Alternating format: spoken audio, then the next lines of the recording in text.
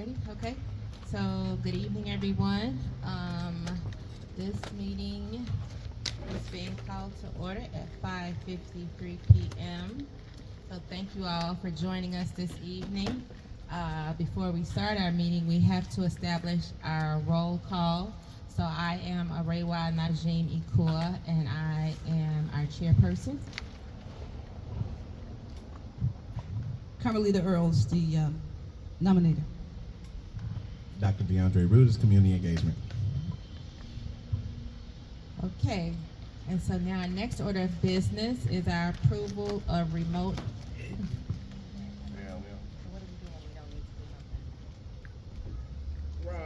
Other way. Okay, so I'm gonna table number 2 because we don't have to approve any remote attendance this evening. So number 3 on the agenda is our approval of the agenda. And it says the council will vote to approve the agenda. And then it goes on to say the council cannot add new items to vote on.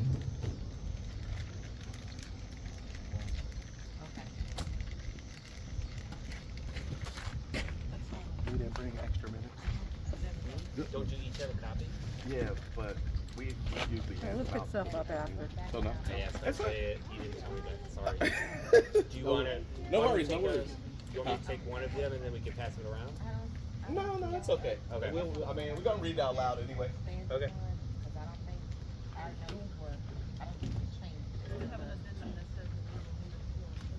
Yeah, that's what we put. Yeah. Well, it's not there. I looked at it today. So here for number 3, what are we?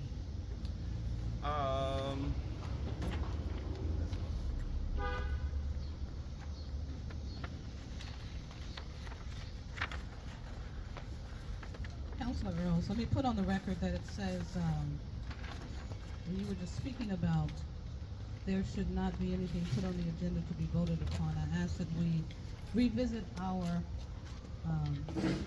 bylaws, because I remember specifically that we left the language in the bylaws that we would leave our agenda fluid in case anything may happen. You know, there could be a mass shooting, something, we wanted to make sure that it was fluid, and if the trends or concerns happen to say that it's something that we needed to talk about, that's why we left it fluid. So I just want the record to reflect. I make a motion that we investigate the language of our particular bylaws, because this may be in direct conflict of what we agreed upon. So I make that motion and put it on the floor. And then I have to get a second motion from you. Yeah. I keep providing clarification. Yeah. Let's clarify, Charlie. Yeah, so what that says is that. Good right now. Thank You you. can't add voting items because of OMA requirements. So you could add any other items to the agenda, you just can't add another item to the vote because the OMA requires voting items. But what counts, what you said is like absolutely 100% true. You can be able to add any items you want. You just can't all of a sudden add an item to vote. And I think that's all that language means. We can make it clear. Okay. Yeah. Thank you for that. So thank you for the clarification, Charlie. The clarification, the motion that I make is that we clarify and make sure that the language is in compliance with the bylaws. So thank you for the clarification. It states that we cannot add anything to the agenda without a 48-hour. To be voted on. To be voted on. I'm getting there. We cannot add anything to the agenda within a 48-hour requirement that requires voting. I make a motion that we make sure that the language is in compliance. Thank you. I second the motion. Okay. Motion has been, No, you gotta say it. motion's been made by District Councilor Carmelita Earls and second by Dr. DeAndre Rudis. All in favor? Any questions? Okay, so ayes have it. I don't have the gavel. Ayes have it. Okay, thank you for that. So, approval of, but wait. No, not yet. Okay, so I'm sorry, give us a moment to approve this agenda. Charlie, just real quick since you're here. We cannot do the resolution tonight then. Yeah, you can't do that because it's not on the agenda. Okay, because the resolution has to be voted on. You can discuss the resolution, you just can't technically vote on it yet. Okay. Yeah. Right. Okay. All right. Well then.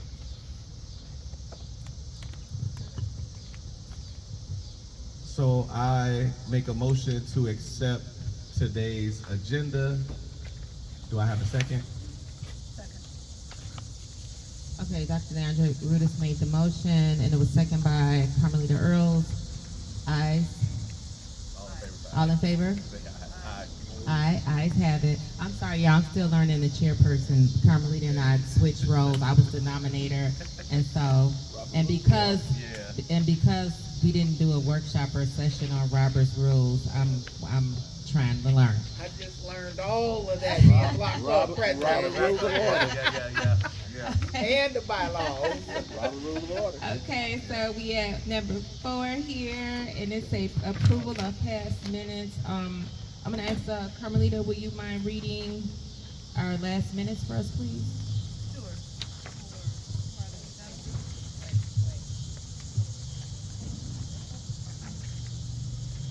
We all have time.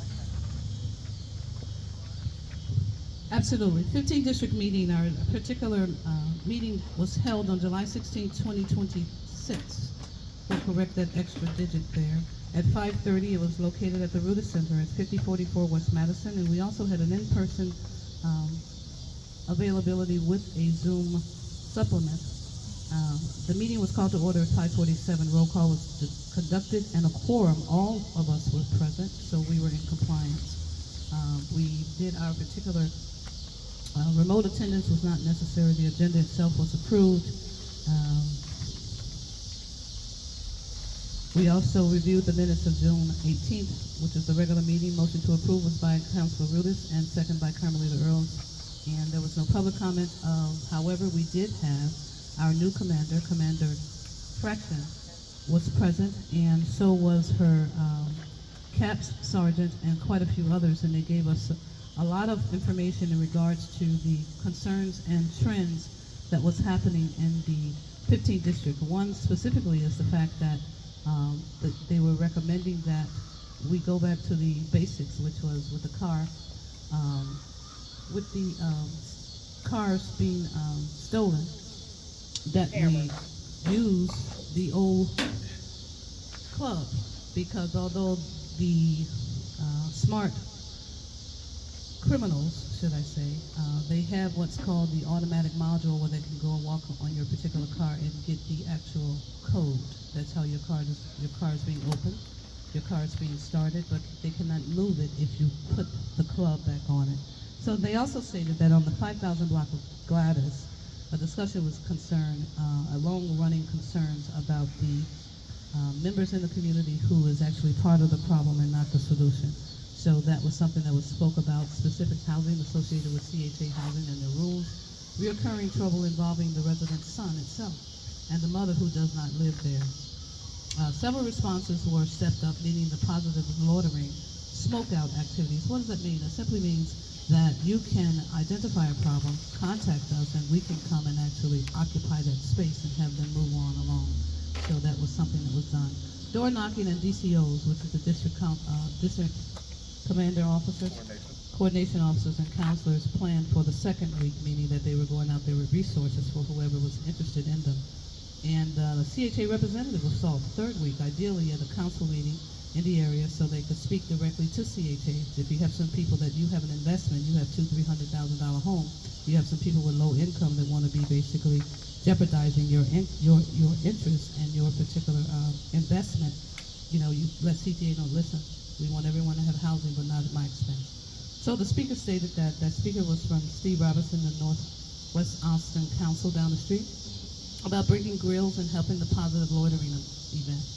The speaker also planned to ask the sergeant to join the DCOs and the councils for the door-to-door outreach.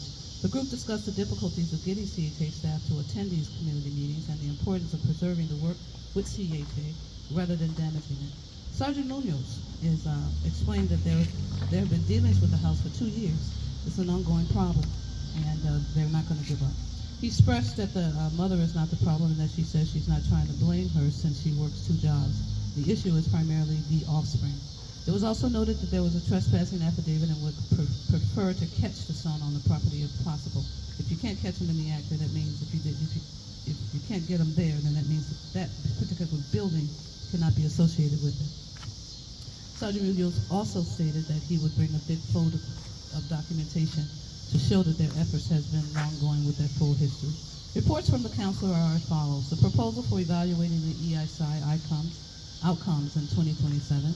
The meeting opened with a detailed presentation on how early intervention systems, that's what EIS is, should be evaluated once implemented in 2027. The proposed evaluation measures were grouped into categories, which is officer outcomes, reduction in the repeat complaints, use of force incidents, sustained misconduct, improvement in officer wellness, and to repeat the EIS flag rates. Supervisor outcomes, meaning the consistency of the intervention across the officers with similar incidents.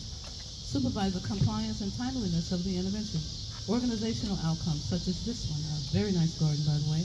Litigation trends, settlement cost trends, disciplinary outcomes, and training effectiveness, and overall intervention effectiveness. Community outcome, it is because of you, the taxpayers, the stakeholders, that the public can trust the indications as well as the community satisfaction precepts of police accountability and confidence in CPD. System-wide performance, which is the data accuracy, system usability, intervention follow-through, and opportunities for the continued improvement. The speaker said that the district council would vote on the proposal at the next quarterly meeting in September, which is coming up. And if passed, we would move to take it to the commission to vote. The community dispute resolution and mediation options is something that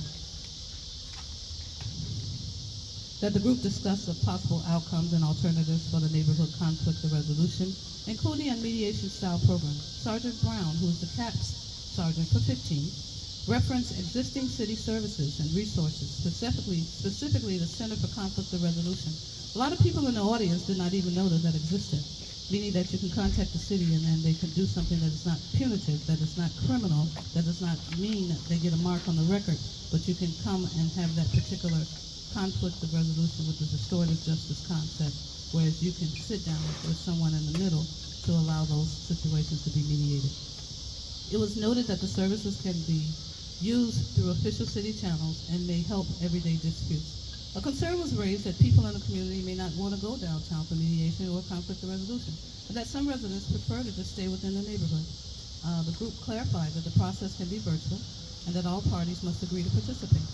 A landlord dispute hotline was also mentioned as another civil route for certain concerns and problems. The CCPSA, the district council, governance, and nominations are three of the components of this proposal. Councilor discussed her new role that she was tasked along with other nominators in giving input into the next election. She stated she intended to vote and bring back Stanley, calling the effort futile, but clearly stated his position. It was noted that the district council. That was you? Okay, well, it's sitting here. District council election is coming up February 23rd of 2027. While I have the particular mic, I am not running again, but those two will be. So we ask that you solicit them. I am going to run for alderman. So that being stated, the city is willing to share information with people who may want to serve. So the council has referenced a Wednesday listening session and encouraged people to learn about the roles and consider getting involved in exchange for this monthly large income of $500 a month. There was also discussion about the agenda and bylaws, with councilors saying that the bylaws should be revisited, which is what we talked about earlier. So that is still open and it will be clarified hopefully in the near future. He objected, I'm not sure who he is, was not specified, but there was an objection to the idea of the CCPSA dictating the process to the people doing the ongoing work, saying that this would not should not allow a ride on the coattail type or tell the district how things should be done. That sounds like something I said. I don't know who he is, but If I need to talk like that, I will. okay. Community Commission for Public Safety and Accountability. It talked about upcoming dates, which is futile at this point because it has passed. Tuesday, July 21st. There was a meeting of Black Men United. The 23rd at 11 to 2, there was a build, had a campus lunch and learn. August 1st, there was always the Love Fest, a Safer Austin. August 4th, there was a 15th District Night Out, which is outstanding, National Night Out. We had a great time there. at Columbus Park.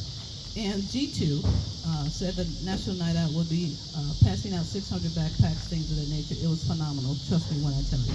There was also talks of making this event bigger, and the property and safety concerns was discussed. And at that particular point, the police report and crime statistics is something that was put on the table so that you, the public, can understand what's going on.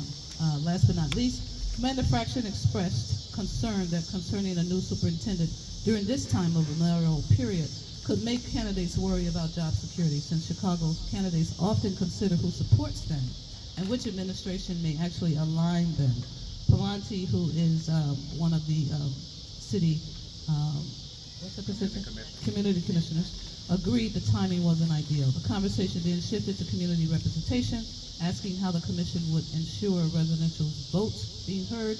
Palante also said the commissioners or staff could hold neighborhood listening tours, given the process updates, and which is something you will hear tonight, and use surveys to collect information. So, at that particular time, we talked about the next meeting, which is today. Thank you for showing up at this location, a great location, 1107 North Massasoit. That being stated, may I have just one correction on the date, that we changed the date, and those are your minutes. The date, The date, the second sign says date July 16th, 2026 forward, just remove that.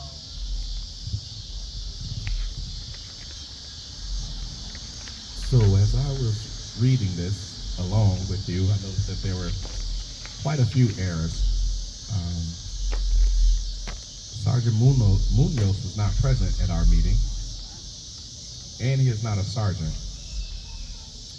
So there are a couple issues with the meeting minutes here. So I'm going to make a motion to accept the meeting minutes as read with the corrections to the date, some names, and some content in here that didn't fit with what exactly was shared at our meeting, unfortunately. yeah. You want to Okay. just pass, we'll fix the minutes and just pass it at your next meeting if you want? Yeah, we gonna have to, yeah. That's exactly what I was Yeah. getting ready to say. So I'm going to modify his motion. I'm going to make a motion that we we just got these particular minutes, so we're going to table the approval, Yeah. because I believe when they say he, those were my words that I was speaking, and we're going to table the acceptance until the corrections are made. May I have a second? I second. Okay, so the motion has been made by Carmelita Earls to table the minutes from our previous meetings, and it's been seconded by Dr. DeAndre Rudis.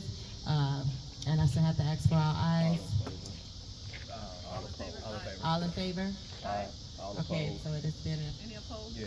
any opposed, and that's just really for these two. Okay, any opposed? Okay, so that has been accepted. And now we move on to item number 5 on the agenda, which is public comment. So this is an opportunity if anyone has anything to share. The council will listen to comments from attendees, from residents. Each comment is limited to 2 minutes. Anyone interested in giving public comment, we don't do the names on the cards and things, but we have, a certain time allotted for public comments. The public comment session is limited to 20 minutes.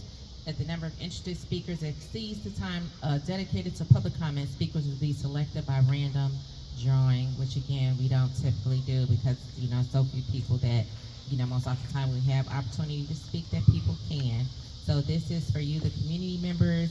If you have any things that you want to raise, anything that you heard thus far that you may want to speak to, this is the time and opportunity. And if anyone, I'll bring the mic to you. I also want to add that, we are the Community Commission for Public Safety and Accountability. So if there are any issues in either public safety in the community or police accountability concerns that you have, you can express those at this point. He had some questions you wanted to address. Yeah. On the parking issue. Okay. I stay in front of fire hydrant, and since nobody regularly gets a ticket there, they park there overnight, just about every night. And also with the corner, cars are parked so close on the corner that when you pull up to the corner to make a turn, you can't even see a car coming. Cause they right, you know what I'm saying? They're right on the tip. Of this 1100 Massasoit? Yeah, I stay in the 11. I stay in the 10. 1000. Oh, Okay, 1000. 1000 I stay in the 10. And I'm right in front of the fire hydrant. They park there because, to tell you the truth, I sit out there all summer, and if I see a police car, I'm surprised. But lately I saw increase. But the beginning of the summer, like I say, they don't worry about getting a ticket because they never get a ticket. And they just park there overnight. And they had parked in the alley and covered my garage. You know, I didn't call the police. I went around there, you know, to politely. I got no answer at the door and they moved. But, you know, parking is crazy around here. Yeah. As far as gunfire, yeah, it has slowed down a lot. But we do have problems, like on Menard and across Augusta, and over here on Waller. Everybody know what I'm talking about. Yeah. Periodically we hear it, and it comes from those distances. Really does. What was the cost rate? The 10,000 buckets 10, of what? Massasoit. You know, if I may say that you are a resident and you have a right, you have a, You're a resident, you deserve to be heard. And this notion of snitches get stitches, forget all that nonsense. You I'm basically not- have, I'm not implying that I'm you're. not even worried I'm about just simply that. saying that, thank you for sharing in this form, but you know, 311 is always your friend. And having a contact at the actual 15th district is also your friend. So the interesting part about it, we will pass this on, but anytime the situation occurs, that's when it can be, you know, corrected. And if they never get tickets, it's because there's never any consequences that's holding them accountable. So I suggest you call when it happens, and it's not a problem. You can do it anonymous if you so choose, but thanks for sharing. We will pass it on paper form, but And I having will. it done at the same time And I will. change it. Thank you very much. And I hope that helps. I also want to add that I've used 311 extensively, and they actually are very responsive. I use the app, Me too, yeah. you know, so utilizing that 311 app would be, you know, a godsend. And if you all don't know how to use the app, I would be open to doing a training with you to show you how to use it. I'll talk a little bit about some of the annual trainings that I do, but that's something that I can add as an annual training. I know I saw your hand up, Felicia. Well, she's gonna speak first and then I'll go. I came in a little late, so I apologize, but I do appreciate this meeting and, you know, getting this information. So my name is Tatiana Lane. We're actually, since we're talking about public safety, we're having an event at Columbus Park on Saturday, August 22nd. It's called Mental Health Meets Hip Hop Westside Wellness. So we're going to bring together mental health professionals and youth to have these conversations about mental health, but also how to decrease barriers and access to people. Oh, I see you. Part of my announcement. Oh, okay, I'm sorry. That's But since we was on public actually a part of safety, your introduction, though. Yeah. When you go up and introduce your organization, you a little early. Yeah. Okay. Yeah. I'm so sorry. Yeah. Don't be But with the sorry. public safety problem that I want to talk about is that, you know, we have over 300 individuals that signed up to come to our event, but we're having issues with obtaining barricades. So, I mean, I spoke with the alderman. They kind of diverted me to the Chicago Park District, who kind of diverted me to the city. So, for public safety, we would like to have some type of barriers or horses, or anybody know how can we get those, because we do want to. Can I ask you a question? Like what? Because it's like 4 It's a big lot of events events going on that in the day. park, You got yeah. the Red Fest, the Blues Fest, the Halo Fest, your Fest. So like, what area are you going to be in? So we're going to have a mini activation in Halo Fest, because Nichelle is one of our community partners as far as with the youth. But then we're Okay. gonna be, directly in front of the playground off Central Side. So right in Okay. front of the playground, that big open space.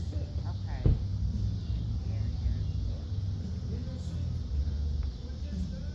We'll ask around, but. Right. Saturday, Some things, they take precedence over what other people yeah. have going on. Yeah. I know that for a Yeah, fact. yeah, It's yeah. Block just, club yeah. events are still going on. Because Calaferio is a part of the Blues Ribbon, you know what I'm saying? So, not that, I'm not condoning it, but I'm just saying that's, you know, but it seemed like they should have, you know, told you this earlier on. So now it's so last minute, it's like. Yeah, it's like they been knew about it because they, I think they shared us in their repertoire or whatever they sent out. They sent it because we spoke with them, you know, many weeks ago. So they put us in their newsletter, and you know, they were actually excited that we were doing something for the youth and in the space of mental health, especially due to the high numbers here in Austin. So they were pretty much. We have Tambra Stamps. She'll be there speaking, the commissioner and things like that. Bashan Ford to be in honored, Dr. Rudis to be in honored, and D-Lo, which is a young artist that has been doing things in the community.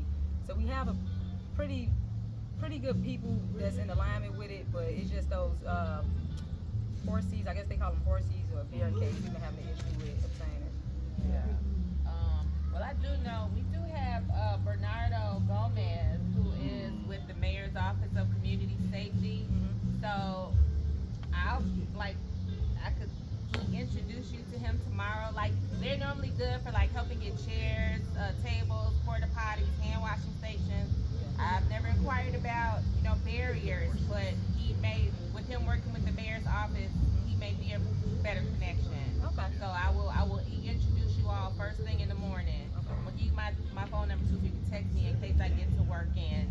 Okay. So in the morning, like around 8:30, be like, Ray, will please remember to introduce me to Bernardo. Okay. I need that as well. I need your information as well. Okay. All right.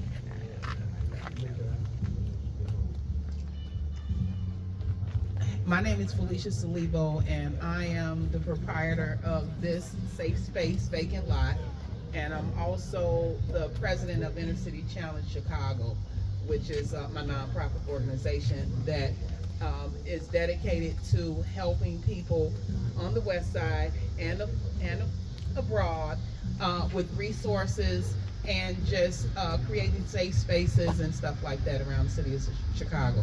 So I have a concern about public safety in this back lot, as well as accountability for the adjacent lot next to it, which was purchased by the house right outside the alley here. They were operating the landscaping business, construction business out of the lot, and so we did get it shut down. We communicated with the alderman and stuff like that, but it's just an array of things that's happening over here. It's trucks everywhere. People can't get out the alley. They have the lot closed off now, but the grass is like as tall as the lot now. It's a lot of kids right here in this building, and we have a lot of homeless people that come back and forth through our alley. So I work with My Block, My City, My Hood to get this lot in back of us cleaned and the trees cut down and stuff like that. We found a lot of stuff. It's become a dumping spot. Just yesterday they were doing concrete over here, and they all dumped it, and just so happened I was coming out of my garage down the street and I saw it, and I was able to call the landlord and get them to move it. But it's just a host. Now we have abandoned cars back here parking in the lot, and it's just a host of things that's just happening right here. And I've been in communication with the alderman, and nothing is being done. I've tracked down the owner who supposedly lived in the 1000 block of Waller, and we just haven't heard anything about what's going on with this lot. It's a huge double lot. So we just need to get some information and try to get somebody to be accountable for that space over there. If they don't want it, sell it. We will be more than happy to take it, you know, just to keep it up.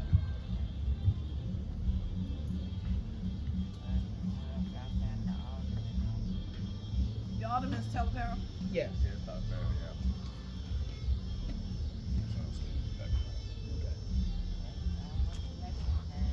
Yep, yep, yep. It's time to put the request in. Yeah. Yes, it is. And I've called 311 and Streets and Sand, and within the last month, they have come and cut down all this stuff, but now it's becoming a dumping site because they have a landscaping company here and they live across the street.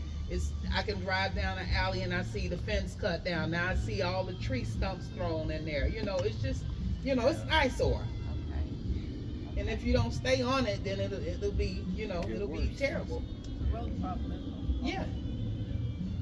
Yeah. Anyone else? You got anything to say? You want to discuss? Yeah.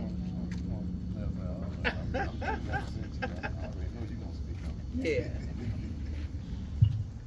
Thanks, Joe. So thank you all for that. Yeah, and I mean, we have a lot of these situations where we have blocks where there are vacant lots and the same thing is happening. So I was just thinking, I was like, what do we do? Start a petition, go in? I mean, what would be some? Isn't there some type I'm not gonna stop, you know, because I started putting up the green screen in the back, so when you look at my space, that you don't have to see all the ugliness. The fence fell down, so we got the fence, we got it sitting up now. It's just, if somebody owns it, they should be accountable for it, and if not, then let somebody else have it. I've been trying to inquire to get it. You know, squeaky wheel gets the oil. Yeah, Once again, there's something wrong with reporting. yeah, and I have.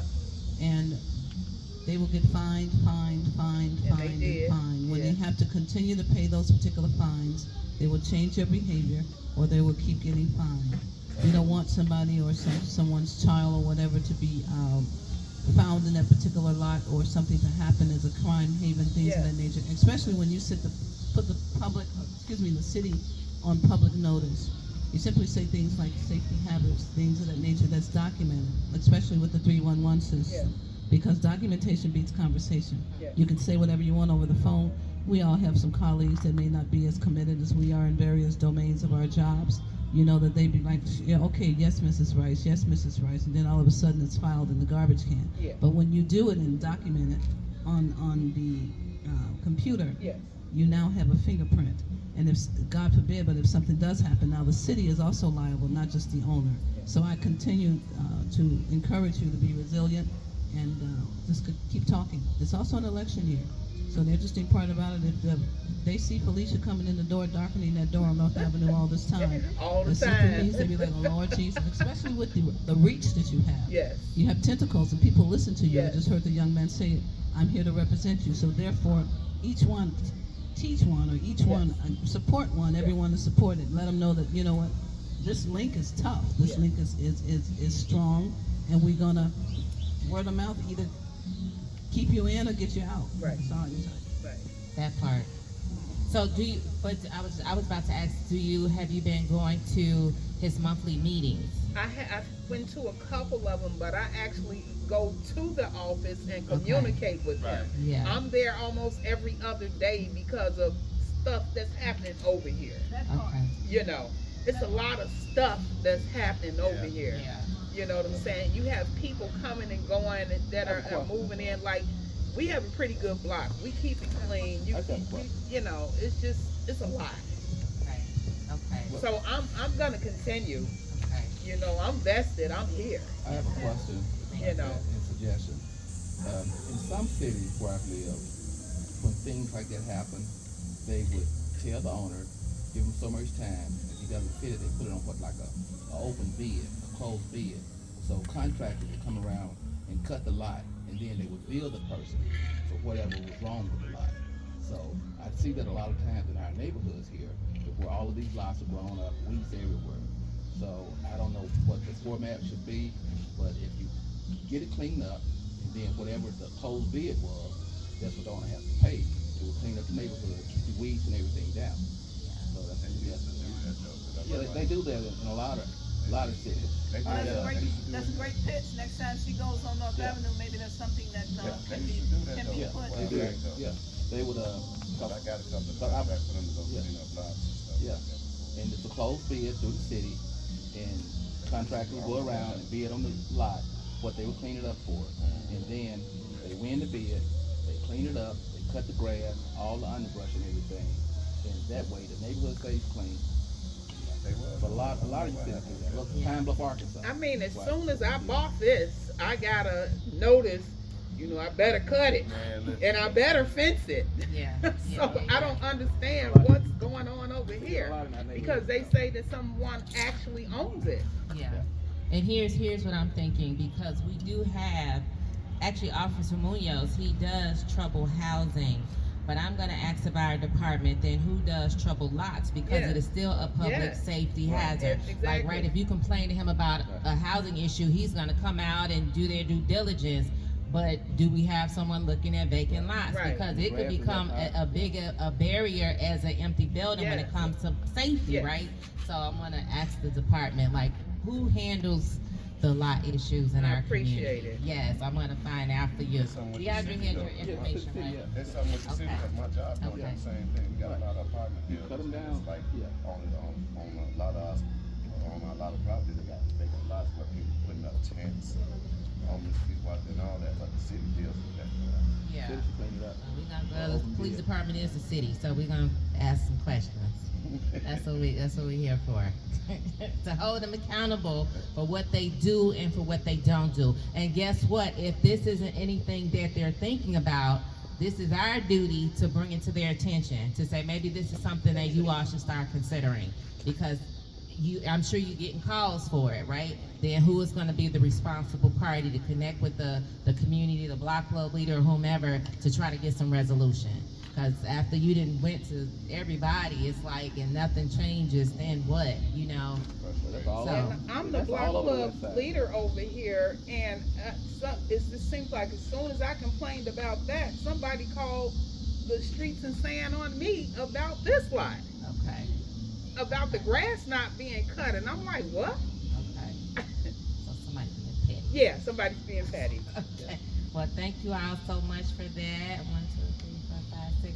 So now we're gonna move on to item number 6 on our agenda, which is public discussion on trends and concerns in the district.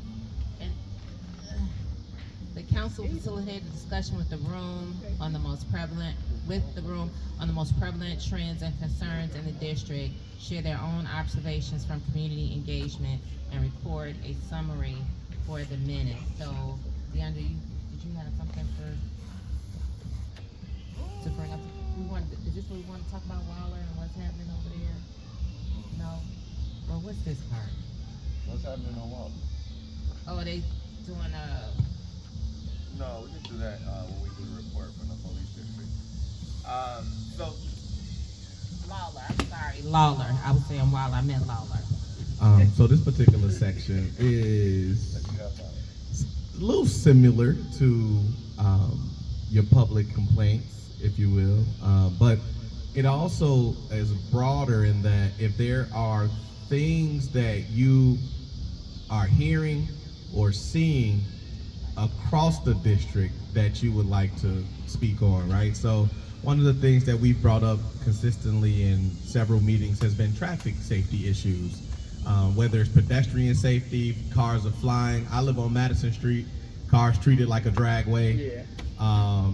You know, and we see a lot of opportunity there for, you know, the flashing lights like an Oak Park has.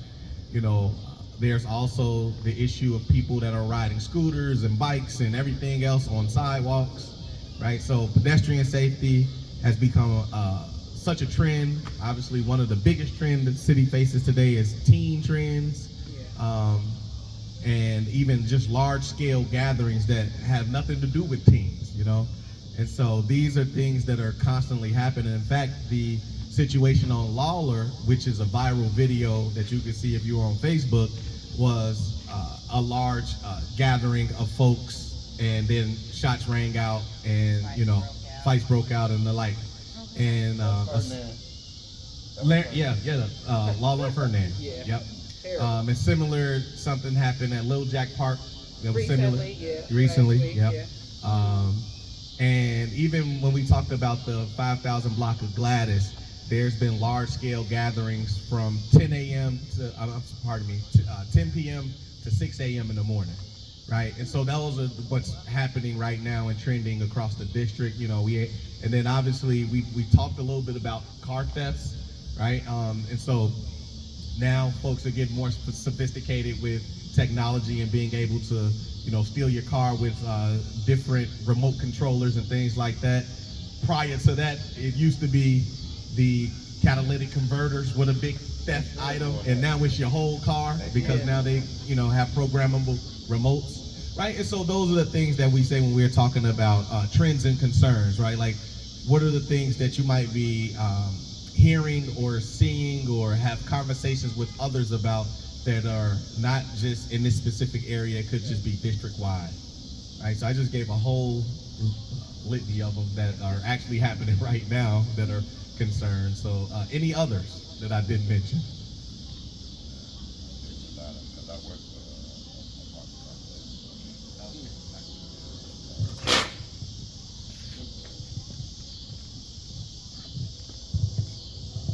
no, You were talking. oh yeah, we just basically talking about I deal with a lot of stuff you was talking about. I thought you wanted to add. No, I deal Okay. with a lot of, like I said, I work for a apartment complex, and Yeah. I deal with like 120 buildings. Yeah, I see your shirt. So it's interesting that the CYM, because they've started to purchase more property across our community, and they have not been doing really good with property management in our community. Been doing good with the employees, so I mean. Oh, okay, all right, now, Charlie, is that a trend and concern that we can pull out? Wasn't that so one of the Pangea? things that It was Pangea. This was It was Pangea used to be previously. Pangea. Yeah. Yeah, and now I'm gonna see why I'm living. And then there are others that have started to come Yes. and purchase those properties, and they're letting these properties become Problematic, dilapidated yeah. while our community is living in them. Yeah. So the folks that I live on Madison, the folks that are on Washington, have CYM has now purchased them. Yeah, we got and, some on Madison too. Yeah, and my folks are showing me pictures with mold everywhere. They're showing me rat droppings everywhere. They're showing me holes all in their apartments and stuff where water is coming through. Yeah. There are a plethora of issues. Yes, and they out there. I've tried. Now here's the deal, right? Let me ask you a question. So I know CYM is the owner. Are most of the tenants, would you say they are CHA residents? Right? Like voucher holders? Yeah. So one of the biggest challenges that we've been having, even with the 5,000 block of Gladys, we've been trying to get CHA to come to a meeting. Yeah. Not only to talk about this issue that they are having, but because I have communication with my neighbors and they're showing me these things, I want to know what are they going to be doing Right. as they, are collecting rents or paying rents out to property owners that are not doing anything. They're gonna put them out and raise it. Then they need some accountability. Next phase. That's why, but see, them people got so much money. That's why they just switched their whole name to another. Yeah, right. Yeah, Well, shut down one and do another, yeah. Restructuring. Man, them people got a They got lot of money. investors, yeah. Trust me. I'm not running again, so I'm just gonna keep it real. Pangea, CYM, it's just like Like the mob. filing bankruptcy in one, running money in another. Yeah. Yeah. It's similar to and I'm not doing this on any of the immigrations, but just so happens that I'm just gonna tell you, wherever the money is, follow it. And wherever there's money that can be garnered is basically what's going to happen. What I find interesting is that the Gold Coast, Bridgeport, Mount Greenwood, Yeah. Streeterville, they didn't necessarily have an influx. So we will never change those things we tolerate. So what we have to do is continue to shine the light in the dark place so we're not exploited. It's just that simple. I know it may sound elementary, but that's it. We are such a forgiving and accepting accepting people. Yes. And that's why we are basically exploited. And we need not be, because what needs to take place is that you deserve to be heard. So it's just that simple. And we're not going to change it if we just keep accepting things. But if we just exploit them, maybe it's time to get the media out here. Maybe it's time to show those particular photos. Maybe it's time to have somebody's child who may be labeled as spectrum or going through some form of challenge because of lead and things of that nature. Listen, people, this is America. And this is Chicago, and unfortunately, just because I'm in your skin don't mean that I'm your kin and I'm gonna do what you need. Right. So the bottom line is the bottom line. So that being stated, don't blame them. They wanna be your counselor. Blame me for saying it. It is what it is. It's recorded. So there it is. Carmelita Earls, that's who said it. I also want to say, so I've talked to the 5,000 block, and one of the things that is most important that you all have is a block club, and you know, as I was telling the young lady that she found it difficult to believe that you had to gather with other people to make things happen. And summarily, I told her, well, this is Chicago, and it's very political regardless, and you cannot go anywhere by yourself because you ain't gonna get nothing done. Right. And that's just how it works. And so as we were talking through trying to get CHA out, because they had already tried several times with different levels of CHA office, and to no avail, I told her that there is the option of taking it to the media. We could do several things, one of which would be to go down to CHA offices as a group and demand that things change. We could also bring the news, show the pictures and all of these different things. And I also believe it's the same thing for property management. You know, we have to be as vocal as possible and show up in numbers to make sure that folks understand that we mean business and we're serious, because that's the only time something happens for us in our communities. So, yeah, and being consistent with it too, because you can have one action, you know, and believe that you won, but it doesn't work like that. You got to keep putting pressure on folks. So, I mean, I come from an organizing background. We've done a lot of politicking with different organizations to get them to see it our way, so to speak. So, you know, if that's something that we need to do, you know, we got to band together and make it happen. We can make it happen, though. Let's do it. Yeah. I like that. Yes, let's do it. Let's do all of it. Yeah. Because I'm not going nowhere no time soon. I love Austin. Okay, wait. Now we got. Okay, so now number 7 is reports from the district counselor. So each counselor provide an update and discuss their updates with themselves in the meeting, whatever. So for my updates, I'm basically today, because I'm.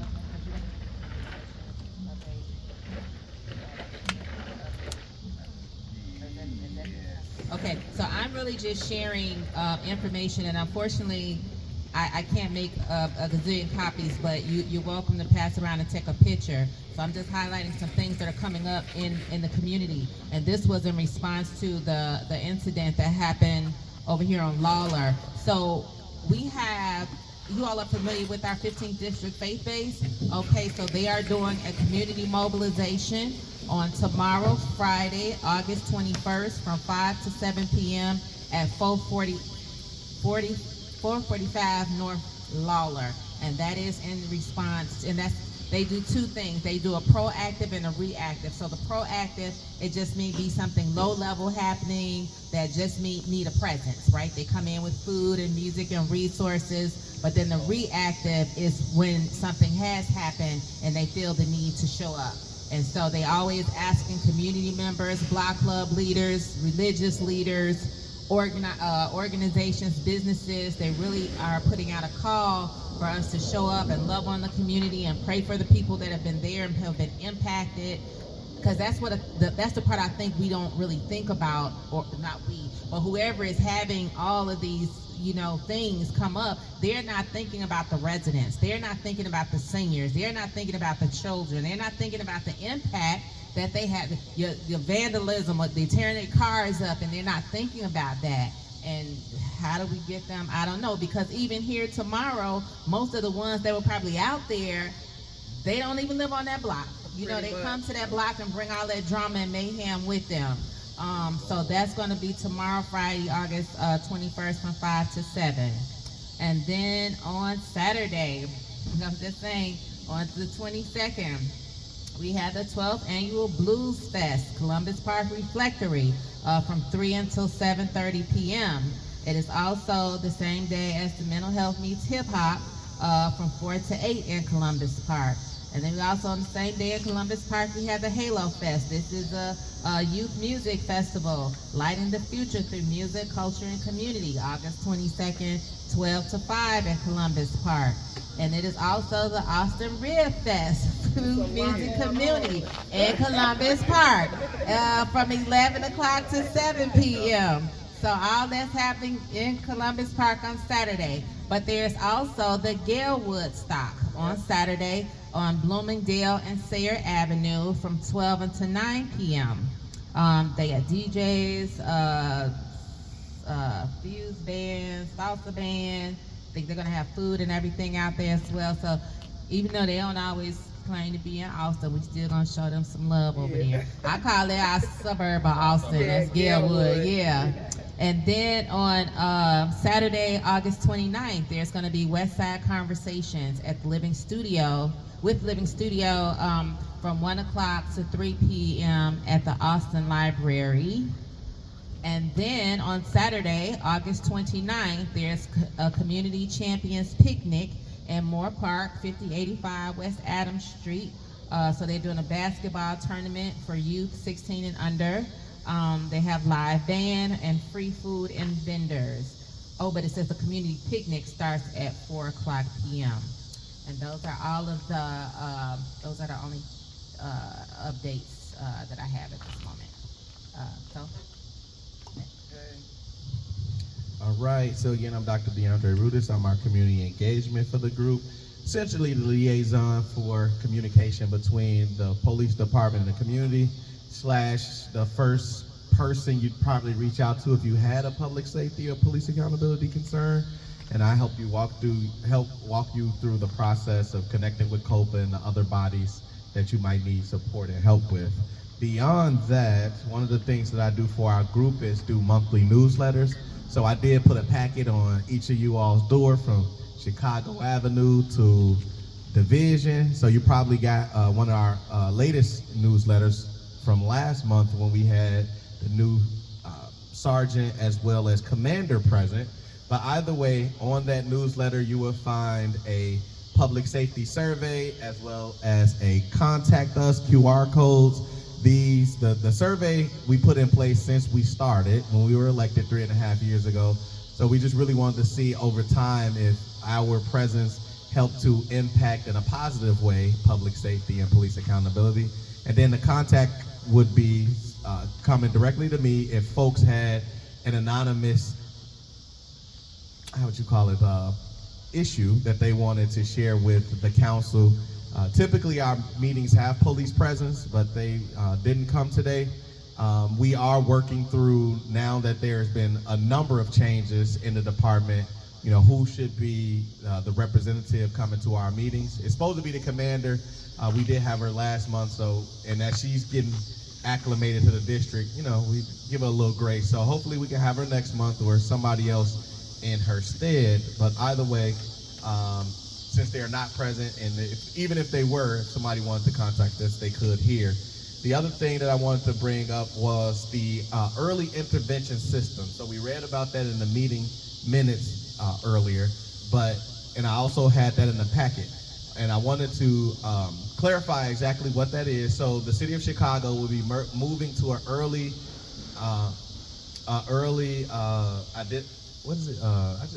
intervention system that allows them to track, you know, it's like with AI and technology, how police are doing, right? There are instances where police have had histories that could have shown that they were liable to make misconduct, you know, whether it was toward our community or towards another officer. And in the past, those things have been overlooked. So they're putting this system in place so that folks are able to they'll be able to detect any of that behavior so that they can hopefully curtail that before it even happens. And the way that the system will work is that it'll flag a person several times for different issues. It will recommend training. It will recommend a disciplinary action, wellness supports, things like that. The problem with the system is that there weren't any metrics that were attached to it, right? And so other cities have this in place, and we are just the latest city, and all of them have struggled with the metrics piece. So we put forth a proposal that created some metrics that will be attached to the system, so when then it rolls out, you'll already have an idea of how to track how well it's performing. I had given that to you all with the packet that I put out, so you'll look on there, you'll see the early intervention system, EISS, and you can learn more about the proposal and the things that I put forth in terms of the metrics. And the other thing that I want to mention is, so I just recently did mediation at Build Chicago, and the reason why I did the mediation goes along with one of the handouts I gave you all. We are in the process of creating what's called the Community Justice Alliance. Our goal there is to create like a community-based mediation program where when there's community-to-community conflicts that are of minor issues, right? Because we cannot handle anything of a violent nature, anything that involves police, but things that we can solve, that can have a conversation, which could be noise complaints, could be trash, it could be parking, smaller things. We want to create within the council an opportunity for us to sit with community and then be able to mediate those issues, and then we would be the holders of the accountability. So for example, let's say somebody stole a bike and you all wanted to sit down, we could sit down with both parties, and we could discuss what that looks like, because there's a restorative justice component. And then the person that needs to make right, they say, okay, I'll do it in this way, based on the person that was wrong, feeling whole, then we would be the holders of the outcome. So if that's buying a new bike in 6 months, then we would track that progress, and then hopefully the bike is bought, the relationship is restored, so on and so forth. So that's something that we're working on. It's in its infancy. And to be a part of that, we are asking that there are a number of hours that community take in restorative justice training, mediation training, and truth, healing, and racial transformation training. It's anywhere from 60 to 120 hours. 60 hours means you're competent, 120 means you're a superstar. And so I just did 20 mediation. I've already been circle trained with restorative justice, and now we're looking for someone to do THRT. And we're offering that to the community. All of these things are free. So if anybody's interested in sitting and being a mediator of community conflict, we are looking for you. Thank you. Additionally, our goal is to have counselors, community members, and police officers to be involved in this. But by request, if community are not comfortable with police being present, then it would be a combination of 2 district counselors and a community member, or 2 community members and a district counselor. I have a question. I was just, some people came to me, and I'm wondering if like community service hours would fit into something like that with you guys. That's a good question. Yeah, that's a good question, and it should. Because it should. Some people came to me and they're like, Felicia, you have an organization, we need to do 100 hours of community service. Can you refer us to someone, or can we do it with you? So I've been researching that all day to try to figure that out, and I'm trying to see if that's something you guys could implement. With that? Yeah. Oh, that would be dope. Yeah, and we could look into that. I don't see why not. Okay. I think it'll be a great addition for the community. Yeah. That would be something to entice them to actually be involved. Yeah. So yeah, absolutely. Okay. Yeah, I don't see why not. Last couple things I'll say is, so I record all of our meetings. They are on YouTube. I think only except for 2. One, my battery died early, and the other one, we didn't have a meeting. And then we do Know Your Rights trainings quarterly. We are still working on something with the traffic safety piece, so when that comes up, we'll let you all know. And then the other thing that we do is annual trainings. We have 311 training and 911 training. These correlate to the emergency responses. And so as we were talking earlier, the next 311 would be, especially if we're not reelected, our last. And so for that one, I would like to do a training on the 311 app itself. And then for 911, we're still trying to put it together. I'm looking to do a community emergency response training, but it isn't as simple as I would have hoped. And if not, then I would like to do a training focused on emergency preparedness in general. The city provides you with a card of things that you need to have in case of emergency. So a lot of people don't consider if they were in a fire or if we had, you know, yeah, we've been getting tornadoes now. Yeah, we've been getting floods. Like, we got to start to consider a true emergency response and what that looks like. So my hope is that by 911 I have that thing together, and if so, I'll make sure that I let folks know exactly what that training will be. That is all I have. Okay, thank you. It's not that I was ignoring him. I was trying to get mine. I have the wrong book, but however, I'm going to make it happen. Carmelita Earls, the new nominator. I was the chair for three and a half years, and I knew that like the back of my hand, so I'm learning how to be a Rewa. No big thing, I'll make it happen. So just so you understand, all of this came about because of a city ordinance, and that ordinance number is 2-80. 2-80. So that particular ordinance came about because Chicago is the only one in the United States, I believe, that actually is activating. We're the guinea pigs. But what's interesting part about it is you, the boots on the ground, will make this successful or not. People are watching. Eyes are on Chicago. And don't believe the hype of all of this stuff that's happening around the city. Some of it is not designed to be ended. I'll let that lay right there. Not designed to be ended. Because if this works, everybody and their mama will be doing it across the other 49 states. So don't get it twisted. But I'm not trying to deter you. I'm trying to let you know that you're on the right track, because it starts with the community, getting the information to the district councils. And after the district councils get the information, it goes over to the gentleman that's sitting over there, Charlie and his buddies from the CCPSA, who basically takes it in a hub type, brings it back down, filters, do whatever's necessary based upon your particular concerns, and then go back to the drawing board to figure out if we eat the meat, spit out the bones, figure out what works. There's 22 districts in the city of Chicago, and there's 3 councilors in every 22 districts, so there's 66 people, like Route 66.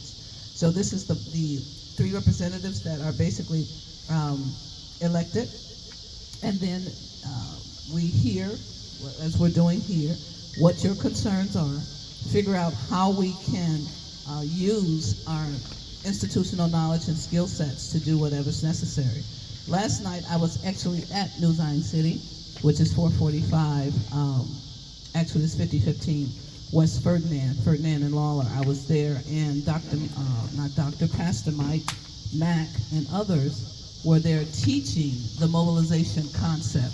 That particular concept simply means that they're soliciting people just like you to come and be a part of the each one reach one, so everyone is reached concept, to go and mobilize on tomorrow. So the interesting part about it, they're showing you how they have already modeled a great tactic to come out and reach people. One thing is for certain, that we have a lot of mental health, and they may look just like me. As a matter of fact, sometimes, according to my mother-in-law, I am a little mental, but however, it's all good. We all need somebody to keep us balanced. So that being stated, hello Mom, how are you? Jernigan's in the house. So that being stated, it allows us to make sure that we are on focus. So that being stated, I'll sum it up like this. Tomorrow is the mobilization once again. They're also going to the churches, giving away backpacks for children. So come on out, make a community effort. If we occupy the spaces that are hot, I got news for you, we'll calm them down. And it's not about necessarily getting comfortable and being in our particular homes, things of that nature. It's actually about letting them know that you care. Before the days of these phones, before internet and all this other stuff, word of mouth was powerful. And we need to get back to that. One of the ladies, and I'll say this and I'm done, one of the ladies last night stated that she's been at that location 25 years and don't know her neighbors. Well, that's a problem. What happened to phone trees? 25 years, she just come in, she goes to her garage, she lives on the corner, she has a problem. And then when she left, her other neighbor said, well, her sons are the problem. Well, duh. That's probably why you don't know your neighbors, because you are contributing to the problem that is actually existing on the block. So what we're asking you to do is to, by no means, don't be bashful, by no means, don't be disengaged. There's an ROI that you have. I'm sure a lot of you are homeowners. If you're not, then you're renting. You want a return on your investment. Your investment is where you lay your head and where you want your children and your family to be safe. So don't allow anyone to jeopardize that. So that being stated, I thank you for being here. I'm Carmelita Earls, and I'm done. Okay, thank you, Carmelita and DeAndre. And so next on our agenda, we have updates from the commission. Now it says the council will receive and discuss updates from the commission.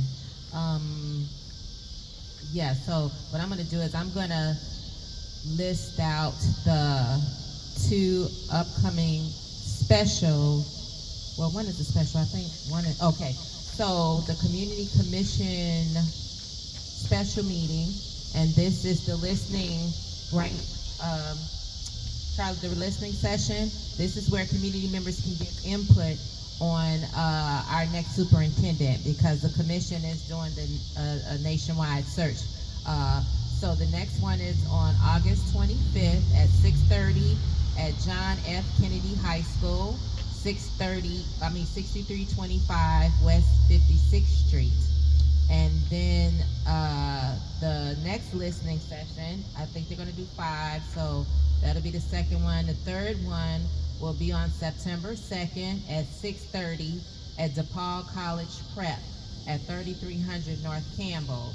Now, in addition to that, the next community commission meeting, their regular monthly meeting, is on August 27th. It looks like at Morgan Park, 1744. I can't even read my own handwriting. Like I said, West Pryor. So a little bit about who the community commission is. So this body is made up of two parts. So we have our district counselors, and how I address us, I say we're the outward-facing body. We're the body that's engaged with the community. Our community commission, they are a body that was vetted by our nominators and then put forward to the mayor. I think this last time we put 14 names to the mayor. The mayor then picks the 7 community commissioners. So you have 2 from the south side, 2 from the west side, 2 from the north side, and then one is, I call it the citywide person that can come from basically any area. 2 are youth, I think 2 should be community organizers, 2 should be attorneys, and so that's how the body is made up. So that body gets to set policies, that body gets to make recommendations in terms of our superintendent, in terms of our president of COPA, which is the Civilian Office of Police Accountability, and also make recommendations and could give a vote of no confidence to all 3, those 2, as well as the president of the police board. So again, that's a very powerful body. And again, other cities have police oversight bodies, but Chicago is the first in the nation to have an elected body. And this came out of a people's movement fighting for all this. And we got to do better at getting community involved, because it truly is a power that we have, and we need to begin utilizing, especially when we're talking about the safety of our citizens. So those 2, and so now, but wait, DeAndre. This is where you. Yeah. Okay. So any other reports from because I don't know if we technically receive a report from the commission. If we did, I missed it in 1,000 emails they send. The commission has not sent their most recent update email yet. Okay, so we don't have. July. Okay, so we don't have those updates yet. So on that, then I'll move to the next point, which is the report from our district, our police district. Normally someone from the police, the 15th district, is at our meetings, and they do share, updates and things with us. But This also says that we should receive and discuss updates from command staff. So as you can see, no one is here tonight. Did we send them, did we invite them? Cause you know, we gotta stay on top of them. Cause I don't know if they got anything. Oh. They're not here. So we don't, do we have anything to report from the district? No. Okay. No, I was thinking we would go, maybe we talked because, again, there's a transition in leadership. Commander Fraction has just come on, maybe about a month ago now. Even during our last district council meeting, they talked about her having only a weekend at that point and getting her feet wet, learning the district. She does come from the south side of Chicago, although she had some stints here on the west side, and so she got to get acclimated, a little bit familiar. And then we had a DCO sergeant that is newly installed. The former DCO sergeant is now a lieutenant who's working nights, but they've taken her off some nights and put her, there's a lot going on right now. So not making excuses for them, but that's just the reality of CPD at the moment. The only thing that I really wanted to bring up was the fact that we are trying to wait, you know, and give them grace until they can get a little, all of these different moving parts can get settled in. And then, you know, in response to these mass shootings that we've had, both on Ferdinand and at Lil Jack Park, there's always been a response that also had police presence and community, faith-based organizations and the like. And so those things are at least something that we can be proud of. The 15th district, probably one of the best police community districts there is in the city. And a lot of the strategies that are being used, you know, even at the mayoral office, come directly from the 15th district. So at least we can take comfort in that. But next month, my goal is to make sure that we have somebody present. One of the things that we have tasked our, he's called our community outreach coordinator with, it's not Charlie, he's just filling in, but Isaiah is with reaching out to the police department. And this was coming on the heels of a meeting that we had with the former commander, because we did feel like presence was lacking. So that was something that we put in his hands to be able to help us with. And so our hope is that we will be able to have somebody next meeting. But I wanna say this for the record. So we're on our third commander. Yeah. We're on our third commander. We've been here 3 years. So our first commander, Commander Parham, invited us. They do a monthly meeting with the alders in the district, and Commander Parham invited us to those meetings because we are also elected officials and we are public servants. However, you know, there's always a changing of the guard and things begin to happen differently, and I think we've asked about this, but and I guess maybe we have to draft a proposal for this, but district counselors should be at those meetings, because that way we can have firsthand information in the event that someone is not here, that we could, that's what they do, they give all the updates for all the beats in the 15th district, and we could get that information firsthand. So yeah, I don't know if that needs to be a whole proposal, but I at least, I don't know how the other districts feel about it, but in 15, that is something that we would like to have the opportunity to do, to be, because nobody really respects us around here, but to be with our other elected officials at those monthly meetings when they give those reports on the district. So that part, but yeah, maybe we'll draft a proposal. So we heard from the district, and now at this juncture, we are doing hearings and discussions. The council will discuss policing and public safety issues that are important to the district. And so we've already gone over the Community Justice Alliance. Yeah. And so now we can talk about the superintendent search. Yeah, all right, so as Araywa mentioned, with the Community Commission, they are responsible for at least starting the search for our next superintendent. The last search yielded us Superintendent Snelling, who, you know, for all intents and purposes, did a really good job in leading Chicago's police department. And so now the search is on to find another. One of the things that was brought up in our last meeting is that because we are in a election year with a potential, very highly likely mayoral change, if we were to bring somebody in under this administration and this administration was changed, the next one could possibly just move on from the superintendent, right? And so we're trying to understand how would that work, but that's not essentially the problem of the people's, you know, that's the folks that are going to be putting them in place, which is the CCPSA, and that's something that they're grappling back and forth with amongst themselves. That stated, though, the superintendent search is on the way. They had, what is it, 120 days, Charlie? They had 120 days from the date that Superintendent Snelling stepped away to now find a search firm and then find the 3 candidates that'll go in front of the mayor, and he will select the one who will be our next superintendent. So we are now in our district council meetings asking community what they think that the next superintendent should be, what should be made of, and you know what they would ultimately like to see from that leadership position. So everybody should have one of these. This is a 5-page slide deck that I'll run through real quick, give you the quick breakdown, and then I'm gonna ask some questions of you. And I know we have another mic out there, so if folks that are interested in input, we would really highly love your input, because we really want to have the community's voice in this next superintendent search. So that statement.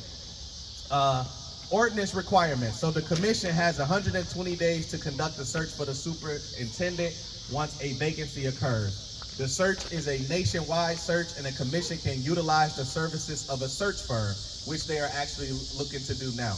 The commission must conduct 4 listening sessions. At least 1 public hearing shall be held on the north side, south side, and west side of Chicago.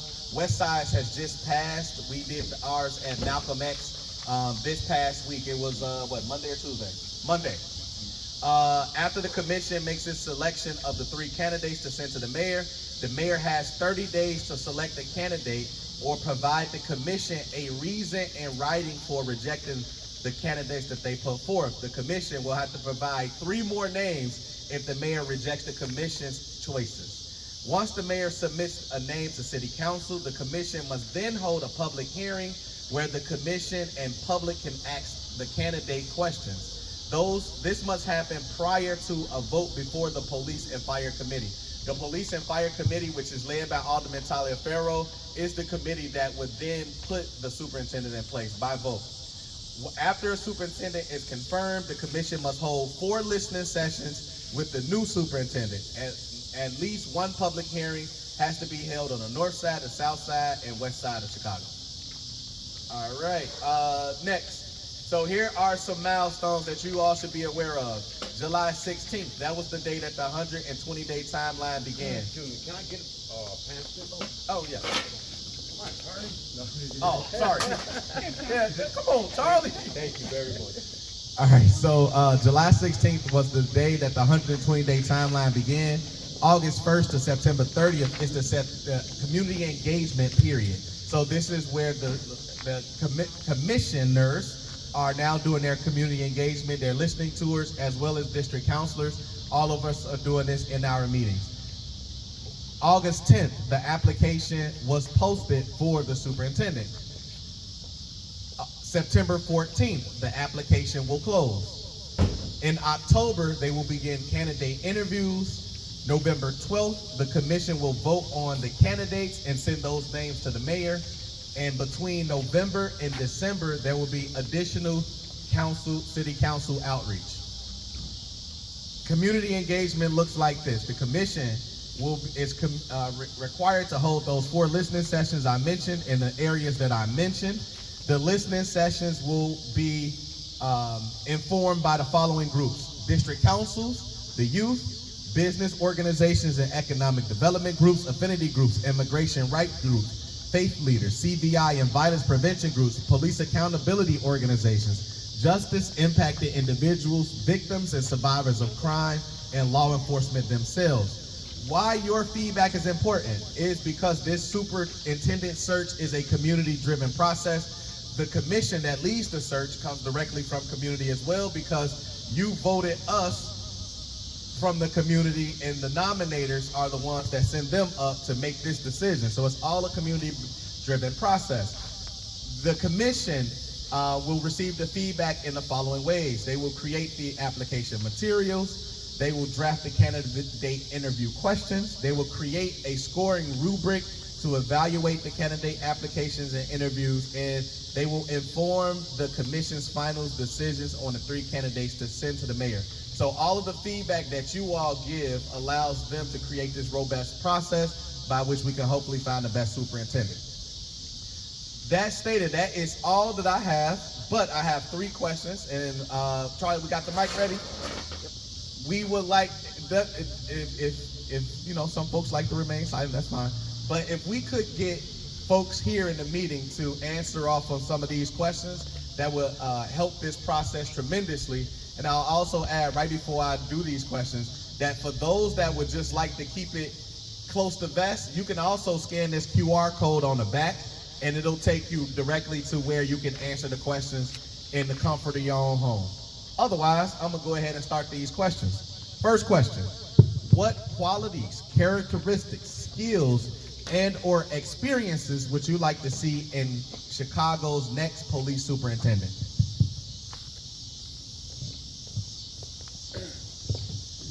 I would like to see a superintendent that is actually from the neighborhoods. Okay. Someone who can actually relate to the issues that we have within our communities. Okay. That's it. I mean, I think that's a strong one because even, I'm just gonna say this, even with me, I'm an ex-felon. Okay. If I didn't tell you, you wouldn't know it. So a lot of people come to me for a lot of things, and when they find out that I was incarcerated, they're like, really? You know what I'm saying? It's because I can relate to the community. I can relate to a lot of things that people are going through, which is why they're able to come and communicate with me, which makes it a little bit easier for people to adapt. Yep. So I would definitely like somebody that's not from New York. Okay. You know, I'd like to see somebody from Chicago that can address the issues that Chicago has in particular. Okay. All right. So let me just clarify. So a born and raised individual from Chicago, I don't want to say had to live here their whole life, but wait, live here their whole life too? No. Okay, No, not live. I understand that. Just for clarification, okay. Yeah. But somebody that was born and raised here, grew up here, and probably spent most of their time here to really understand the issues problems, of the community. the problems that we have within the community. Okay, And copy maybe that. you can get a little people to reach out, interact a little bit more. You know, people tend to not want to talk to the police. First of all, it's police. But if you have some, when we grew up as children, we had the police in our neighborhood, and everybody knew the police. You don't have that now. Because they was the same police. They were very stationary. Yes. So you did get to know them. Yeah, we got to know the police. Not anymore. And nobody was scared to talk to the police. Now people don't want to talk to the police, and then it's all kinds of crazy stuff going on. So that's just my opinion. Let me say to you that I'm very proud of you. Let me also say that it's a possibility because of what experience you have, institutional or whether or otherwise, is why you're doing so great. There's some people that has never been incarcerated, and they're still incarcerated. No pun intended. So that being stated, thank you for the service that you're doing. You can see what you're doing in this particular space right here, and then the foundation that you have. That is actually phenomenal. So that being stated, got your number. I will be tapping into you. I appreciate it. Thank you. All right. So with that particular question, is everybody in agreement with that? Is like they got to be homegrown, somebody that's connected to the community. That's a plus. But to that point, I can relate. He was 30 plus years on the force, and he was from Inglewood. And that, I'm sorry, and that came from community putting out there that, because they can come from anywhere, right? It's a national search, right? But the community members were very adamant about wanting someone from Chicago, and he was. So that part worked. The community pushed for that. yes. May I ask a question? You brought up an issue that comes up a lot in the work, which is stability of the same police officers in the same neighborhood and not a bunch of change Yes. happening all the time, is that like a really big priority that you think the next super needs to be focused on? Is I making think sure. with everything that's going on in Chicago and to capture the youth, because the youth are focused in on that type of stuff. They are in the knowing better than most of us. Yeah. So, yeah, I mean, they know more stuff than what we know. You know what I'm saying? I think that if they're able to talk to a person that can relate to some of the issues that's going on within our community, it would help in some way. Yeah, Not saying it's the solution, but it would definitely help. yeah. But so with building, they have to build relationships. Yes, build They can't build relationships. relationships when every time you turn around, it's a whole Rotate, different set of yeah, officers. Yes. Cause when I was growing up, you knew who the good ones were, and you knew who the not so good ones. You know what I mean? But we, It's kind of like the Bulls. You know, I used to watch them all the time because I knew all the players. right, know the I players. don't know any of them now. When Derrick Rose was a coach. Yes.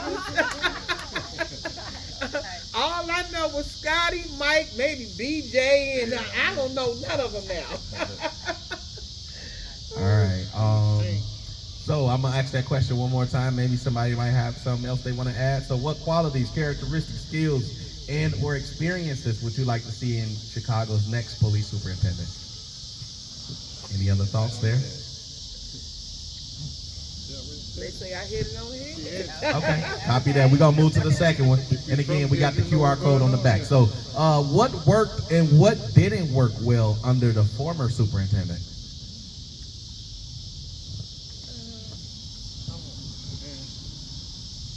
I'm gonna throw one out. I think he did a masterful job of the DNC. We had some. The DNC was a really very highly controlled environment, and he did exceptionally well with the DNC. I would also say I think he worked really well with what he had to work with. There was a lot of this obviously is a very political city, so you have to really tiptoe around things. You can't say a lot of things the way you want to say them. You can't do a lot of things the way you'd like to do them, and I thought he handled that masterfully well as well. I thought he was a swell person in terms of his leadership in general. So, yeah. And I think that's one of the reasons why he bailed. I think his hands was kind of tied. I think I agree with you, Councilor Rudis. I think that being a former first responder for over 3 decades, and this is political. Chicago is the Chicago way. Don't nobody want anyone that didn't nobody send. And the interesting part about it is we just have to realize time out for that nonsense. So that being stated, I believe he left because a lot of his policies they were not allowing him to implement. Yeah. So it's real simple. And this is being recorded, so I guess that with me running for office, I might as well just shoot some vote outs right now. They may not give me a chance. Go ahead. I'm not owned by anybody. That's right. And the misnomer is that we came from ancestors of slavery. That's a lie. We came from emperors, rulers, and kings and queens and things of that nature, and was made slave. So this political slavery that we're dealing with right now, it's time for us to realize that we're not for sale. Your vote's not for sale, and any position that you have is not for sale.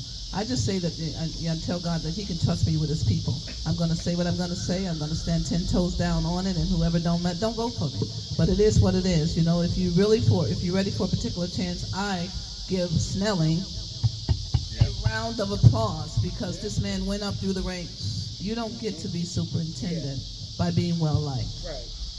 Well respected, yes. I can basically say that I never got anyone hurt or killed on my watch. And it's tough to have to lay down at night and realize that he buried quite a few police officers. All of them are not bad and all of them are not good, but I got news for you. Not any of us have a right to jeopardize someone more so than the dangerous craft of policing. So what we have to understand is that every man and woman in a uniform deserves to come home to their particular family. So before we judge the travels, let's walk in their shoes.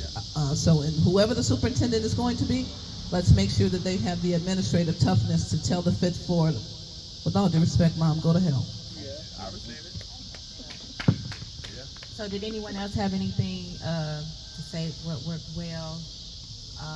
I just want to add, so I also serve on the Chicago Consent Decree Coalition, and one thing that worked well for us is that we never saw the superintendent before him in our work. We never saw, I think he came to one meeting, our initial, meeting. What's his name? Brown, right. David Brown.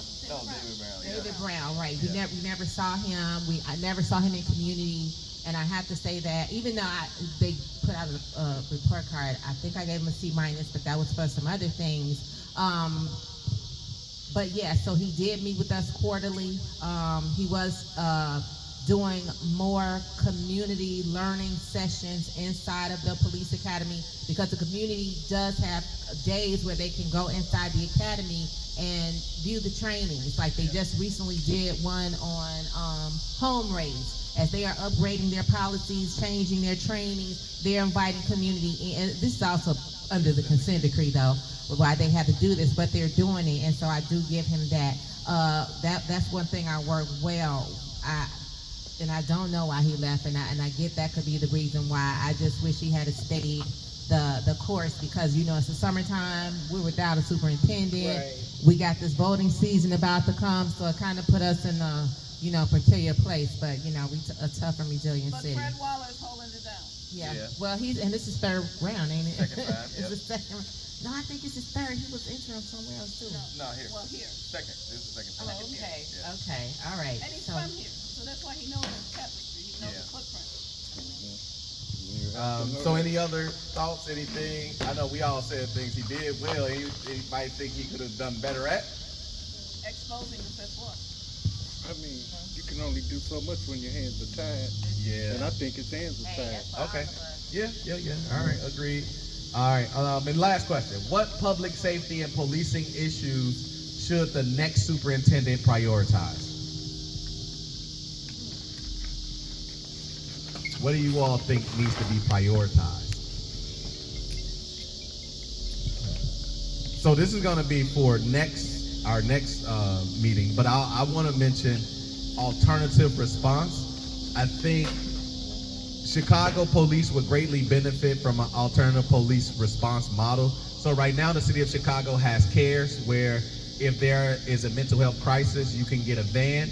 You have to dial 911 and ask for a care van to come out if it's a mental health crisis, right? But still, that has now become available on a citywide basis. So I would like to see, a superintendent that really leans into that. Same thing with these opportunities in parking. I don't think that's a policing issue.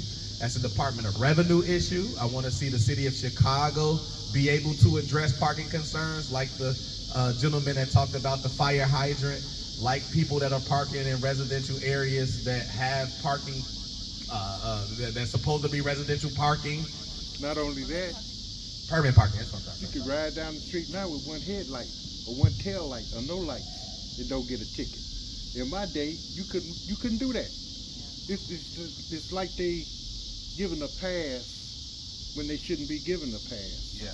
And if they keep on giving the pass, Yeah, I was just gonna say, look, in our last meeting, we talked about this, right? We talked about people riding half a mile down a one-way or whatever the case may be. And the officer said, listen, I'm gonna be honest, do we really want to go after that, or do we really, there's other things that's going on in the community.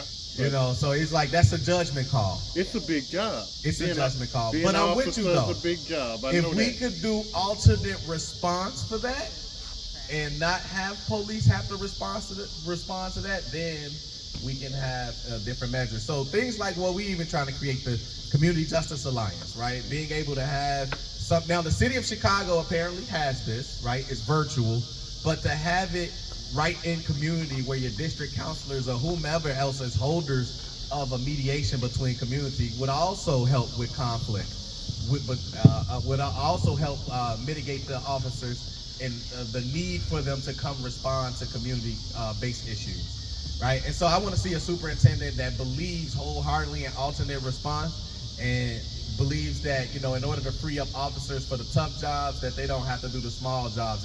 and really lean into that. Especially What when I they would don't like have to the see numbers. is for The next superintendent to teach their officers when to realize that it's not their place. And in order for that to work on both folds, the citizens need to understand when not to call 911. Just because little Johnny didn't take out the garbage and all of a sudden you guys are fighting, that's a problem for me. That's not a police issue. That's a disciplinary issue. Junebug, I'll say it all the time, Ray Junebug and whatever the other guy's name is, live in everybody's houses. If you are in a house where you have to lock your doors because Junebug, Ray and whatever his name is, got you scared, that's a problem for me. So don't expect for the police to control something in the street when you don't control it in your house. So if we as a race of people in a community can understand that it's time for the mothers to be the mothers, not the friends, it's time for the fathers to be the fathers.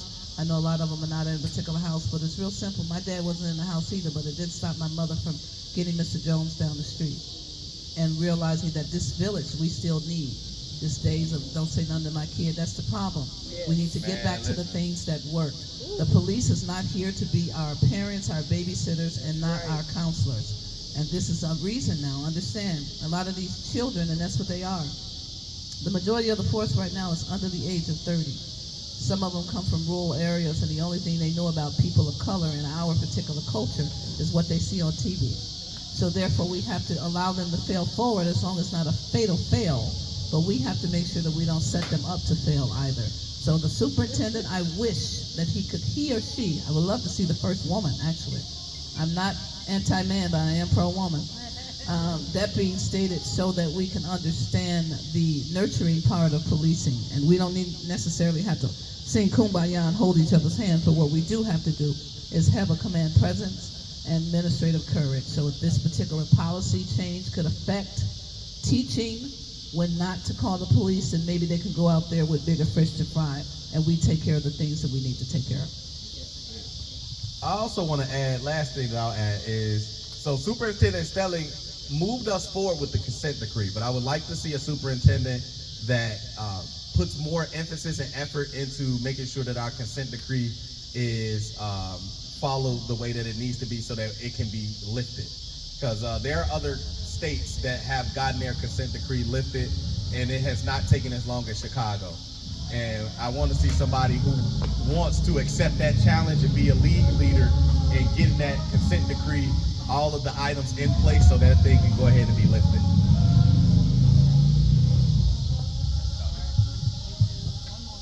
I just want to say I appreciate the conversation, and I think you guys have said some wonderful things about the person coming from our neighborhood, but also to your point about how as a community we have to wake up. And I think a lot of things you said is very much so important, because Chicago is kind of, to me, like behind. And with the new superintendent, it's really like we need to find somebody that's going to be as honest and real and move some of these gatekeepers out the way. I mean, being in the system and knowing how it goes, it has to be somebody from some standpoint that is going to be behind those gates and kind of coordinate that. And I think when the youth and young people, and I'm not that young, but I'm not that old, and a lot of this stuff is like, okay, well, how long and how many generations we gonna talk about the same thing? And how long we gonna let other people from outside of our culture kind of dictate and look at us docile? But it's because if we always talk about how our hands tied, well, who gonna be there to say this wrong? Who gonna move these people out the way? I mean, it's a new time, and the youth not listening to this stuff or even engaged because it's kind of played out. Like, if we have to usher in new energy, but people that's just not gonna sit there with their hands tied. We gotta have people moved out the way. Okay, you said something, and I'm just gonna say it real quickly. Councilor Akua and I, we went to a seminar about a week and a half ago, and I'm gonna tell you the profoundness of what you just stated. And it stated that pre-slavery, there were 7 generations, and that 7th is when slavery, allegedly on paper, was abolished. We are currently in the 7th generation post-slavery. Now, the symbolism of that simply means if we are not the generation to get it done, good luck with that. Because the last generation of slavery are the ones that said they were tired. You know what? The first basically said that they were not. They jumped. They said, I'm an emperor. I'm gonna just go ahead and end life, do whatever's needed. And the 7 generations of in captivity. We are now the 7th generation post-captivity. Not to discount the struggles of my brown brothers back there and sisters, but I'm telling you, we are the 7th generation. There's a reason you are in our community and not down there in Streeterville. Because you can relate to the struggles that we're basically having. So this is not a time for us to be divided. It's a time for us to be together. My grandmother's black as y'all. Okay, well that's a good thing. Well, I got news for you, brother. My name is Carmelita, and I need to learn how to speak Spanish. So that being stated, absolutely, this is 7th generation, and it's time for us to galvanize and do what's necessary. So thank you for that. All right. So we are definitely at the end, but I do want to just remind you all, for those that didn't get a chance to have any input, or if you would like to add anything that was not spoke on, please use the QR code and do that from the comfort of your home. That would greatly impact the superintendent search and help us find exactly what we need in order to replace Superintendent Snelling, who, again, in our opinion, was a really good superintendent, and you know, we need somebody just like him but better. Okay, so, Yeah. wait, but I just want to say this though. Block clubs, they're so critically important.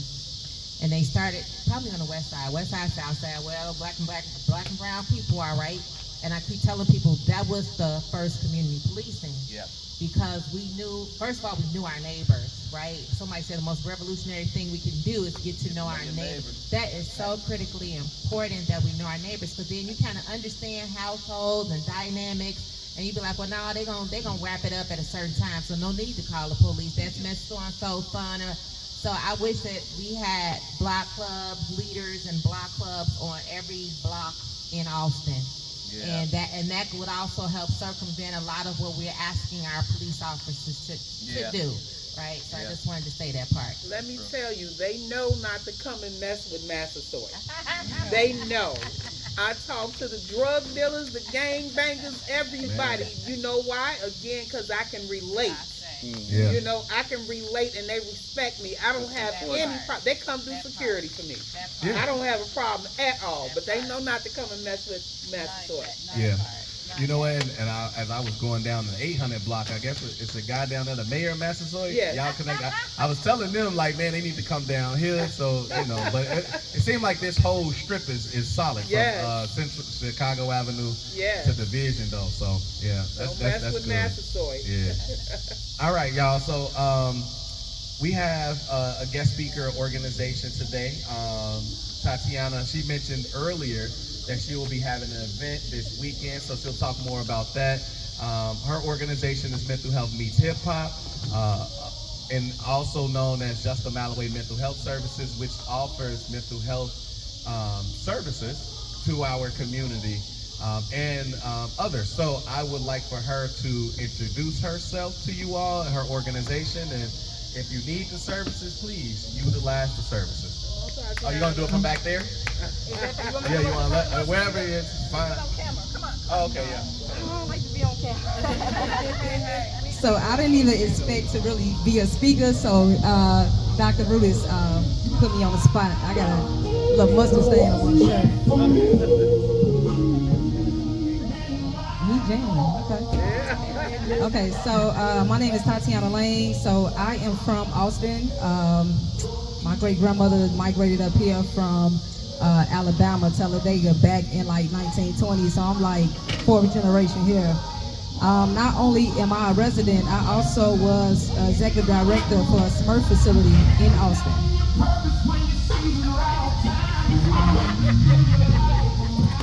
Isn't it, huh? Marcus. I mean, we has mental health beats hip hop too, like this, the dance and the song, so I appreciate the background music. It sounds good. It make you, make you feel real good. It's like my stage song or something like that. Not only am I a fourth generation here in Austin, I also ran a SMERF facility here in Austin. A SMERF is a specialized mental health rehabilitation facility. But my background is in mental health, but bigger than that, I started off as an artist. So I came from the entertainment industry, and it's all about culture. And what we do is just a mile away. We are mental health professionals from our community. So I work with individuals from Humboldt Park. Liliana Amador is one of our licensed therapists. Alex Watt, he is from Garfield. He's one of our licensed therapists. And then me, I'm from Austin, because I believe with what the councilwoman was saying, that sometimes it is about, not about color or anything, but it's about consciousness. So you have to align with people on the same level of consciousness, the same people that want something out of the community, whether that's black, brown, white, or purple, or whatever else out there. But on August 22nd, we're going to be at Columbus Park for Mental Health Meets Hip Hop, Westside Wellness. We're going to have different speakers, and we're going to have different artists. You cracked up laugh, you see it? But it's totally free to the community. We're going to have about 20 vendors out there in the wellness space. UIC is going to be there. Advocate Medical Group is going to be there. I'm trying to think off my head who else. But we're going to have immersive experiences in the wellness space. So, for example, we're going to have a tent that's called Not Gonna Crash Out. So a lot of youth and people may not understand that term, but crashing out is like when you at your wit's end and you just kind of spazzing out. So we're going to do an immersive experience, have crisis engagement specialists there. They're all from the community, they're from the culture. Historically, we throw these events at the Harold Washington Cultural Center on the south side. I'm from out west, and I feel like the west side is overlooked with a lot of things. I wanted to work with all of these people that's going to be there. Halo Fest, Telo Ferrero, the Real Fest. I feel like we could have had a Lollapalooza in Austin. I mean, we have to be collective and work together to do these things. But I invite all you guys out. Anybody in the wellness space, it's totally free. We're going to feed 100 people. It's going to be turkey burgers because it's about wellness. So it's going to be on the healthier side. But we're going to have different speakers, and we're going to have live intake for therapy sessions to sign people up and get them scheduled with a therapist within 24 to 48 hours. And then we're also going to have artists, not only rap, I know we're saying hip hop, but we're going to have singers, we're going to have a band out there, and different things going on. I invite you guys out, and we're going to do a backpack giveaway for the youth, and then give out some White Sox tickets. So if you guys are free, Saturday, 4 p.m. to 8 p.m., please come out and support and enjoy yourself. What can people find you? So people can find us at Mental Health Meets Hip Hop. Mental Health Meets Hip Hop. Then also Just a Mile Away Mental Health Services. So we have satellite stations throughout the city. So one is at 5044 West Madison at the Rudis Center. Give it up for Dr. Rudis. We're also going to honor him that day too as well. We also have a satellite station at 6201 South Sangamon at the Chosen Ones Bethany Church. We're there on Thursdays with the food pantry doing live intake, and we have a space in there to give individuals therapy. And then we have another satellite station at 2333 West Jackson at Oakley Home Apartments. Just a mile away is to signify that no matter where you are, we are. So we want to be just a mile away to help people with mental health services and get them with a licensed therapist. And then we also do telehealth. So thank you guys so much. I appreciate it. Thank you so much. Yeah, because there's a lot of mental unhealthiness going on out here. That's what a lot of the problem is too. So we have nothing to be voted on this meeting. However, and I'm sorry, I know we started a few minutes late, ran a few minutes over, but one thing I skipped over, and I don't know if it was on our original agenda, but when Chief Common Leader Earls was our chairperson, she always started with a moment of silence, and I had it on my note to make sure to remember to do that. Yeah, that's what I said. I wanted to end us that way, and that's where we are because we don't have any votes. So, Common Leader Chibi. Is anyone opposed to prayer? Wait, hold on. We got one thing. Let me do this. Announcement of our next meeting. Oh, this is what? Okay, Yeah. final adjournment. That's Yeah. it, final though. Final announcement and it's, Right. we don't have any final announcement. Yeah, that's it. No, that's it. Oh, my bad. All right, so we just have our final announcement will be of our next regular meeting, which is September 17th It'll be at 5:30. It is at Build Chicago, which is, what's the address? 5100 West Harrison. 5100 West Harrison. So our next meeting for September is September 17th, 5:30 at Build Chicago, 5100 West Harrison. Now we could.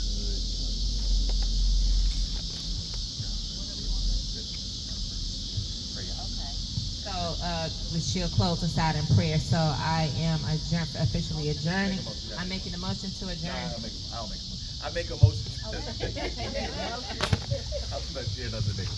I make a motion to end tonight's meeting at 7:43. I second it. So I have to do ayes. Would you rather have it have you? Motion has been made by Dr. DeAndre Roos to end the meeting, and second by Chief E. And all those in favor. All those in favor? Aye. Aye. Ayes have it. Thank you very much. And now we're gonna pray out. Shall we stand? For those of you that can't stand, don't worry about it. Father God, we thank you for the opportunity you've allowed us to come and assemble. Thank you for allowing our minds to be clear and our hearts to be open. Lord, thank you for the sisters and brothers that have taken time out to share their concerns. For we know that some folks plant, some water, but God, you're going to give the increase. We appreciate the fact that the only thing we need is love. All the answers that we need is sitting right here in this particular circle.